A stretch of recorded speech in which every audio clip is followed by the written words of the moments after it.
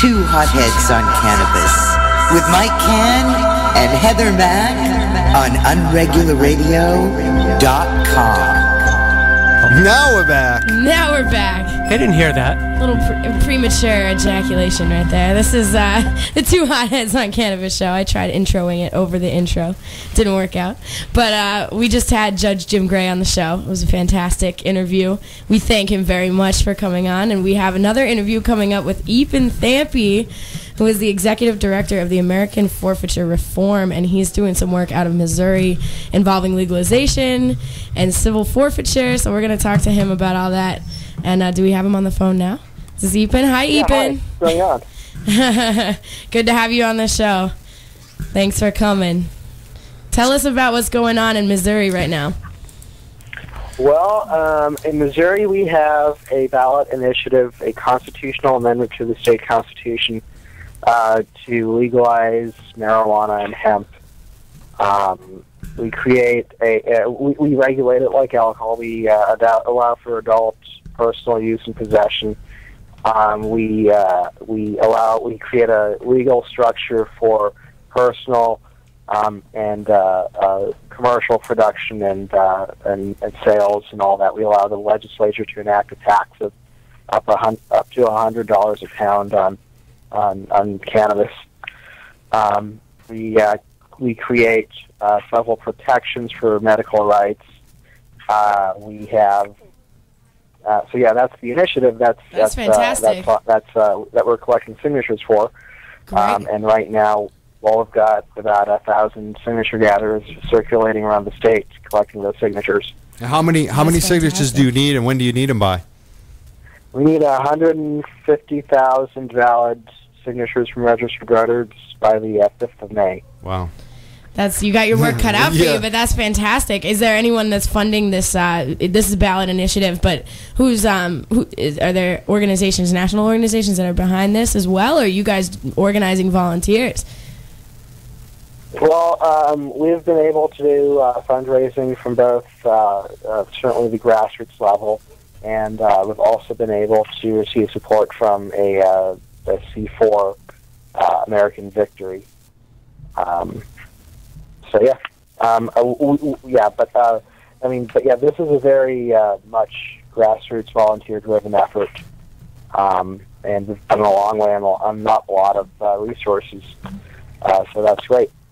How do you how successful do you think you're going to be? Like a lot of these initiatives come, and it's really hard. I don't think people understand. I do.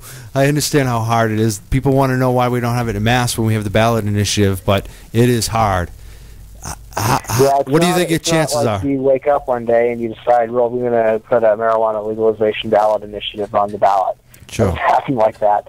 The first debate, of course, was to actually craft your legislation, then to set up a campaign committee, raise some funds.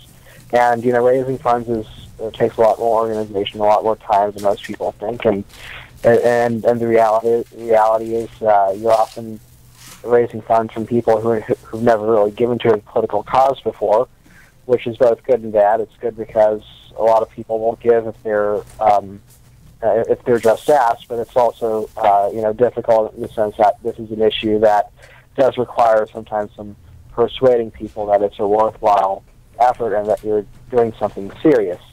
I think it's fantastic that you guys are doing it, and especially that you're doing it trying to organize volunteers. What's the public opinion like? What's the polling looking like for Missouri as a whole? I don't have poll results I can talk about yet. There's a couple of polls that we have that we can talk about. We're in the process of doing another one. But there's a Gallup poll across the Midwest that showed 54% support for legalization. Yeah, that's a good number. That's a damn good number. Internal polls and our internal numbers have shown, a rise in interest and awareness on a number of fronts. Yep. Over the last just over the last year, but certainly the trends have been going back 5 or 6, maybe 10 years. Good. That we've seen substantially increase support. Wow, that's awesome to hear that Missouri's moving forward, because we talked to someone today about the California initiatives. There's Colorado, Missouri. We're going on all fronts. Washington. It's not just one area now. It's like all over the country. Massachusetts, we're trying to do the same thing. Me and Heather and I are conspiring to do a lot more ballot signature gathering. Not yet for the big question, but getting there. A lot of. Are we collecting signatures too? Yeah, we're about to start collecting signatures for public policy questions locally in Somerville and Cambridge and right around the Boston area, some parts of Boston, to see how people feel about legalization, so that we can try to, and bringing two groups, maybe even 3 groups together to do it that maybe didn't do it before together. Yeah. It's a powerful thing that you guys are doing, and any lessons that can be learned from Prop 19 going into this, or you guys, I mean, you seem very optimistic, and we're 100% behind you. But Yeah. Well, there's a lot of things I think that can be learned from Proposition 19. I mean, the most obvious lesson from Missouri, I guess, is that Missouri is not California. Mm-hmm. We certainly had a lot of advantages putting this together, because we were kind of dealing with there's certainly NORML and a couple other activist groups have some presence in Missouri, but no one's ever done anything coherent on a statewide level before. So we don't have the problem where we have factions, or certainly we have our own groups of people who have their own interests, but we don't have anyone in the community who's working against us. One of the main things about California is they would probably have something viable if they had more of a united front. Yeah, there's so many factions. The bigger you are, kind of, and you're kind of the only game in town. That's a good spot. That's good. It's good to hear how you're doing it and why you're able to do it in your place at your spot and recognize what it is. Building coalitions of the willing, because that's what we're trying to do here in Massachusetts too. We're bringing organizers together instead of being divided and trying to fight the good fight for the right reasons with the right people. So we're 100% in support of what you're doing. And you're also working on civil forfeiture. I know you wanted to talk about some of the work that you're doing right now. Yeah, and there's actually a lot of interconnections, obviously, between civil forfeiture and, marijuana prohibition. But I've got a couple of things, a couple of stories I'd like to talk to you about on the forfeiture front. The first one's in your neck of the woods, actually. Let me pull this up. There's a hotel in Tewksbury, Caswell. Yeah. Russ Caswell. Massachusetts, the Russ Caswell case. I'm sure you're familiar with it a little bit. Yep. But they're going to federal court on Monday. Wow. And basically what's happening is the federal government says that this family have not done enough to prevent drug crimes from occurring at the motel that they've owned for 20 years.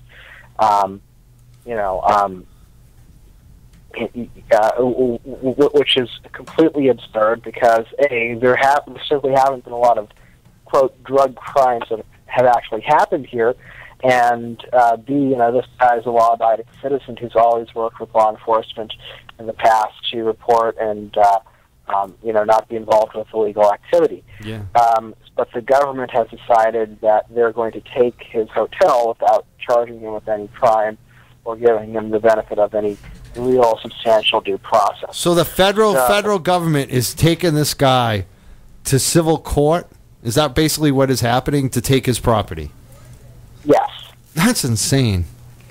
That is like, if you don't see how evil your government is, I don't care if the place is a dump or not. It's just like, that's so insane. Are we talking bad about Tewksbury here? Well, I mean, it's not the Ritz-Carlton. They're not going after the Ritz-Carlton. They're going after the place that's a cheaper place to go. And of course, there's going to be some issues. It's a budget place. You know what I mean? But this is ridiculous. It's not this man's fault. He's never broken any law. Yeah, I mean, they're not saying he's broken any law. They're saying that his property is complicit in laws that have been broken by other people, and they don't have to charge anyone with a crime or take anyone to trial to take your property. So are they going to take the Boston Red Sox to jail and take their Fenway Park because the Red Sox, people smoke weed at their games? You know what I mean? Are they going to? There's so many. The Patriots. I mean, U2 comes to town. Whoever it is, are they going to take their concert license now? Because it's the same. That's a good question, and let me actually tell you about a seizure here in Missouri. You're familiar with the Grateful Dead, of course. There's a Grateful Dead tribute band called the Schwag, and it's headed by this guy Jimmy Thibault. And he, in 2004, he bought a big piece of land in southeast Missouri in the Ozarks, 352 acres. It's a beautiful piece of property. Yeah. And he was given he was awarded a resolution by the Missouri House of Representatives for his entrepreneurial spirit and the economic benefit that he brought to the state by holding his festivals and doing his concerts there. Last year and a half ago, the state, local, and federal law enforcement agencies, some 20 agencies all told, they had Black Hawk helicopters and full military gear and all that. For a Grateful Dead cover band? Raided his property after a festival, took all the money in his bank account that was supposed to be paying, go to pay his mortgage and his vendors, and filed a motion to take his property in federal court. Jesus. Because apparently people come to music festivals and smoke pot and do other drugs. Oh my God.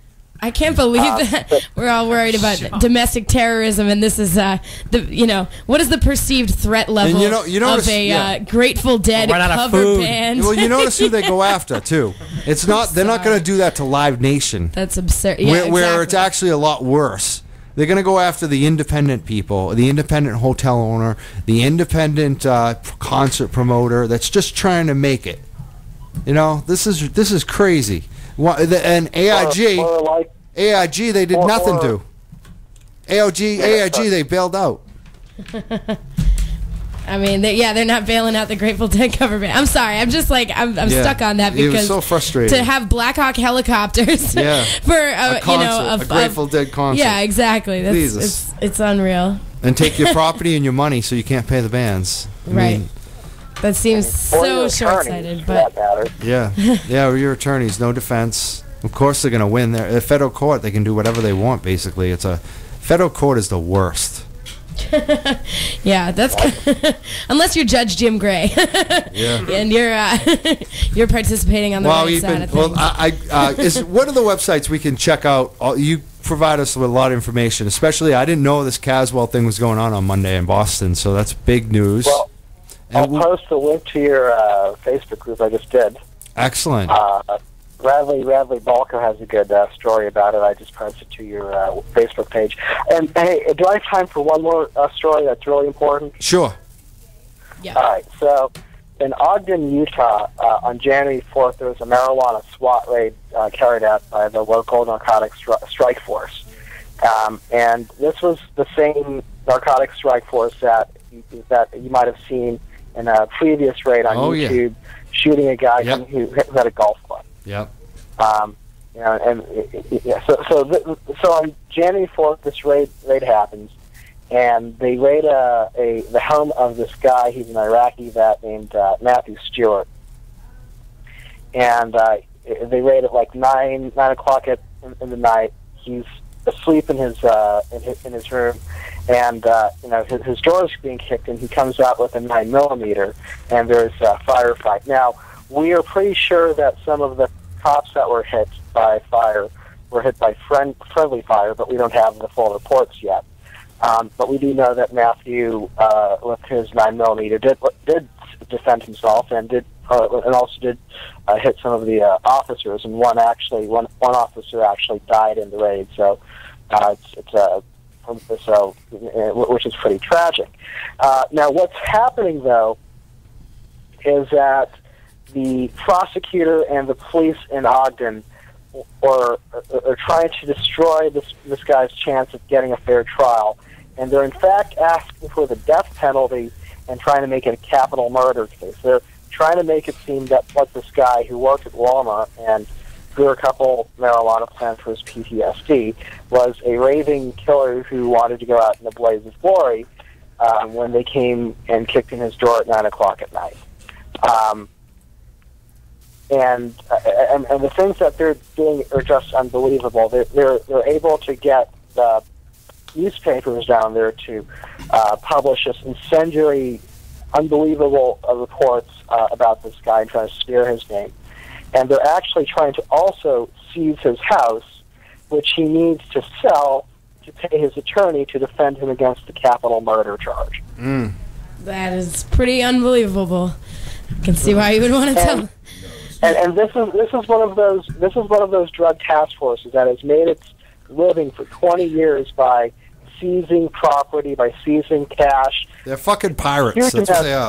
They're pirates. They're a bunch of pirates. You know, like, you go on the internet and you type in their name, that strike force comes up in reports of, you know, unjust seizures and news stories and lawsuits going back 20 years. You know, they're ungovernable, they're unaccountable, they have no civilian or democratic oversight.